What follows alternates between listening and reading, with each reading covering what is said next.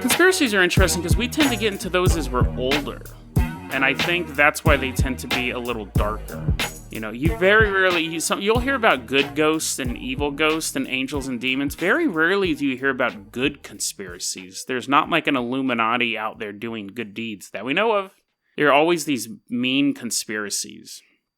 So that's interesting. And actually, I think I might do a future topic on that. I'm going to look for some good conspiracy theories that supposedly help people. So we're going to go ahead and move on to our next story. And for our next story, we're going to have to take a little trip to the paranormal board on 4chan. Dave on YouTube, I was, post up my episodes on YouTube, cut them up and put them on YouTube. And Dave said, hey, you should check out the red light incidents. And so, thanks, Dave. I appreciate all the feedback I've gotten. You guys have put me on some really good stories. You guys have given me a lot of good information, so I keep that coming. Red light incident. So this could be one of two things. But let me go ahead and tell you what's going on first, and then we'll kind of analyze it. In March of this year, a guy wakes up in his house, and there is a red light coming from his bathroom. And he took several photos, which is good, which is what we want. We want photos and we want video recording, not of orbs, but we want something more to latch on. So he wakes up and there's a red light emanating from his bathroom, like the door's cracked a bit, and he has these photos of this red light coming in. So when we look at the first post he made, it was at 4:11. And whether or not it was 4:11 where he was at, we don't know. But that's just the way that the timing system works on 4chan. So at 4:11, he posts on 4chan saying, hey, I woke up, there was this creepy red light coming from my bathroom. I don't know what to do. And he takes several photos. And people on the forum are interacting with him saying, go check on it. And other people are like, no, don't check on it. A poster named Simon, and I'd say 99% of people on 4chan go anonymous, but every so often you have what is called using a trip. To be polite, that is the term I will use. This guy was using a trip, which means he entered in a name, and Simon pops up and says, your house is about to be shifted to another dimension. You need to get outside. Doesn't matter if it's daytime or nighttime, preferably daytime, but you just need to leave your house. Otherwise, you're going to get trapped in your house, and when you're not going to be able to leave it. And it's possible that it's already too late, but you should get out of your house. And that comment was shifted and moved among, tons of other comments where people are like, go investigate it, get safe, go investigate it, call the cops, go investigate it, da-da-da-da-da. At 5:11, he stops posting. He's gone. Now, again, because everything's anonymous, we don't know if he ever posted again or anything like that. And that was the end of that. And after 5:11, after his last post at 5:11, people are like, he's dead, he got warped to another dimension, blah, blah, blah, blah, blah. In April of 2018, we have another new post to 4chan. So this guy is walking down the street, and this time we're clocking it in at 23:10, so that would be 11 o'clock, 10 after 11. He's walking down the street, and he sees a UFO shaped as a cloud, which generally we just call clouds, but anyways, it's a UFO shaped as a cloud, and he takes a picture, and it's clearly just a long, tubular cloud. Doesn't look like a UFO at all. But as I'm told in this thread, sometimes UFOs disguise themselves as clouds. These are called cloud ships. I might have come across that before, but again, that's just ridiculous. So, otherwise, they'd all be clouds, and we would never see one if they have the ability to do that. And so then he's walking home, and at this point, he's saying, I feel like someone's walking behind me, I feel lightheaded, I'm starting to see trails in front of my eyes. And they ask him, you should go home and arm yourself. Can you get a gun? Again, because it's an international website, you don't really know who you're talking to. At that point, he says, I'm from Corona, California, and I do have a gun. Because obviously, if he was in Britain, he would just have like a billy club or something. So he finally gets home. He's like, oh man, I finally feel relieved. Like whatever was happening outside, I finally feel like I'm home. And then he begins taking photos of red lights coming from a room in his house. And it looks the same. It's the same type of dark red light that's just kind of emanating from the room, and you see the door is partially opened, and you see it coming from the room and coming, it looks eerie. And he's like, I have my gun. If I see something moves, I'm going to come after it.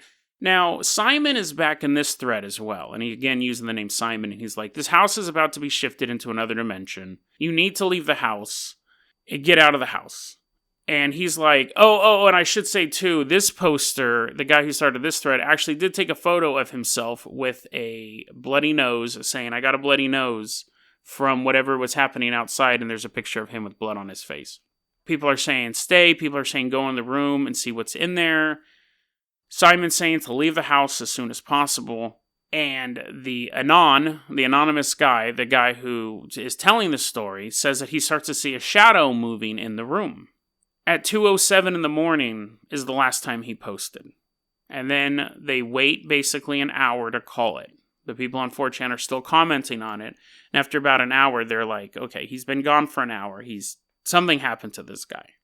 And as far as we know, this poster has never been back to 4chan. Again, it's anonymous. We wouldn't know. But this person, no one's ever come back to say, hey, I was the guy who started that thread. The fact that Simon popped up in both threads and it said the same thing both times, this is what's going on, I think that is an interesting thing too. Now, again, there's a thing, and I've used the term before too, LARP. It means live action roleplay. It basically means that people I've just been possessed by a succubus. Ask me 7 questions before I disappear or whatever, and people pretend to do this stuff. It's real popular in the paranormal community, unfortunately. I see a lot of stuff like, I am one of the 9 angels of hell. I'm about to destroy humanity. Ask me questions. It's so bizarre. It's very, very likely that Simon is a LARP, that he popped into both of these threads and was saying this stuff. And, again, because people are saying, well, how do you know this? How do you know this? And he's very vague on how he knows this stuff. And he seems to be very, very informed on the red light incidents, even though no one has encountered them before. We had 2 within 2 months, and he's on both boards. That actually makes me think that these stories are made up. Very easy to stage. Basically, you could put any red light emitting object in these rooms, a red light bulb, or anything, really, that emits enough red light, and then you could set it up, and then you would have a character named Simon pop in and be like, get out of the house, and then the story just ends, and then they could repeat that again next month. They could repeat that ad nauseum. The other theory is that the red light incident itself is real. Simon is a LARP, so Simon's just jumping on the bandwagon, and these people just stop posting for whatever reason. The second part of that, the people stop posting, seems weird, because if it was, the red light incident was real, but everything ended up being okay, you think they'd come back. I mean, enough time has passed. We're talking about posts in April and March of this year. We haven't had any callbacks to the red light incidents that I've seen, at least. So let's look at the third paranormal option. That somehow, and again, Simon may be a legit figure in this, but I'm wary to say that, because Simon started saying that the aliens or the interdimensional entity was watching the people in the thread who were reading the 4chan posts themselves and was going to come after them next, which hasn't happened as far as we know. We haven't had any other posts like this. And again, that's just, a kind of way to make the story creepier. But let's assume, just for the sake of a fun story, that the red light incidents themselves are true, and remove Simon from it.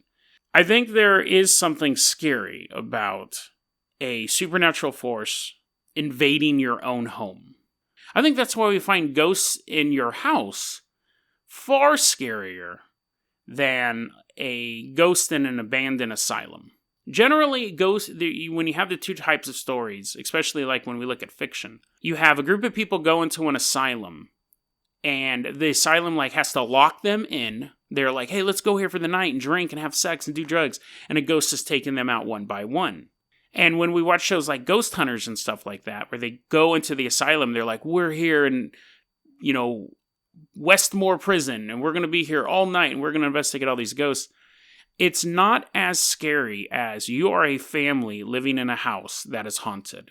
The same way, if you are in a business and someone breaks into that business, especially if you're not there. If you go to a business every day, someone breaks into it one day and robs it, and you come back the next day, you're like, what happened to your window? And they're like, oh, someone broke in last night. You'll be like, oh, that sucks. If you go home and your house has been broken into, it is chilling. It feels like a true violation. It's very, very unnerving when someone has broken into your house. It's bizarre. You have this really weird sense of you're not safe anymore. Someone broke into your house. So if these events were happening in the woods, they're like, hey, I was walking through the woods and I saw a creepy cabin and there was like a red light flashing and then the guy disappeared. It would be less scary than I woke up in the middle of the night and there was a red light coming from a room in my house. And then the person disappearing. Because again, it's just a total violation. So it works on that level. If these things are happening, if these red lights are somehow appearing, the question would be, is what are they?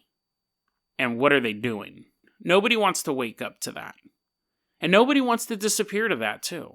And you look at all the times people have gone missing, and there's always that thing in the back of your head. Like, you're like, it could have been a serial killer. They could have fallen off a cliff. They had a heart attack in the middle of the woods. There's always that thing in your back of your head and where you're like, but what if? What about those stories where people are like, yeah, they left to go to work and then we never saw them again. Like, we saw their car on the side of the road and there was no sign of foul play and their purse was there and their keys were in the car and they were just gone. Getting erased is scarier than getting kidnapped. It's, infinitesimally less likely, but it's scary nonetheless. But so those are the red light incidents. Are they a real phenomenon that's happening? Are people really disappearing? And is it related to these red lights that are popping up in people's rooms? Or is it just fake? Is it some people having a joke? Is Simon the same person posting the red light stories? Or is it just a group of people saying, hey, let's have a laugh, let's make this up? I think if it was totally fake, I think we would have seen more by now, because again, this took place months ago. It's a spooky story nonetheless, so I wanted to share that with you. And thanks, Dave, for bringing my attention to that. And if anything else pops up with these stories, we'll let you guys know. That was a clip from our daily podcast, Dead Rabbit Radio. Dead Rabbit Radio is available anywhere that you listen to podcasts. It's daily paranormal, conspiracy, and true crime news. If you want to hear the full episode that this clip came from, check the link below. Please like and subscribe. And hit that little bell, too. That does some magical stuff. Thanks, guys.